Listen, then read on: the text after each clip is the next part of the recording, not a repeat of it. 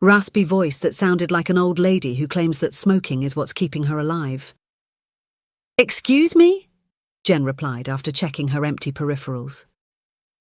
"Why are you looking at her if she's making you sad?"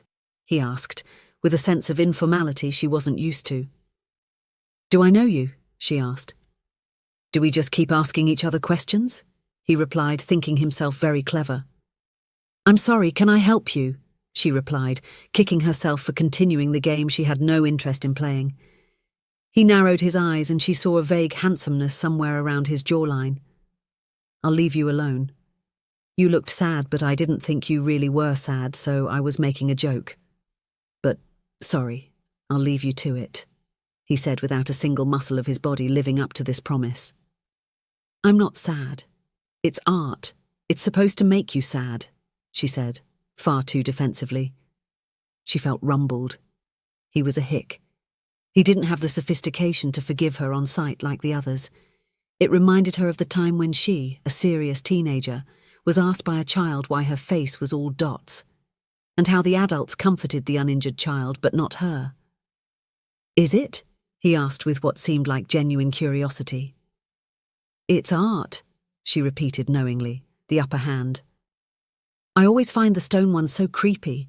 It's because they don't have eyelashes. They should use cat hair or something. Or fake eyelashes," he meandered, seemingly unaware that Jen was winning. "You've lovely eyelashes," Jen said, and brought her purse to her mouth, hoping to vomit the words into it instead of the ether. "Oh, sorry. I mean, people have lovely eyelashes, not you. You too. But, everyone." He smiled and she fell in love with him momentarily the way she fell in love with everyone with a vast deference momentarily these days. "They're fake," he said, smiling proudly at his stupid joke. "So why does this make you sad?"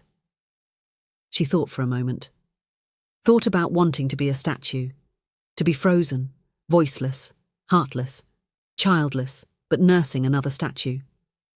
She hated him. She felt naked. She wanted to run but was gripping to the galloping high horse she hoped he was aware of. She was going to make him run. She had a superpower for repelling.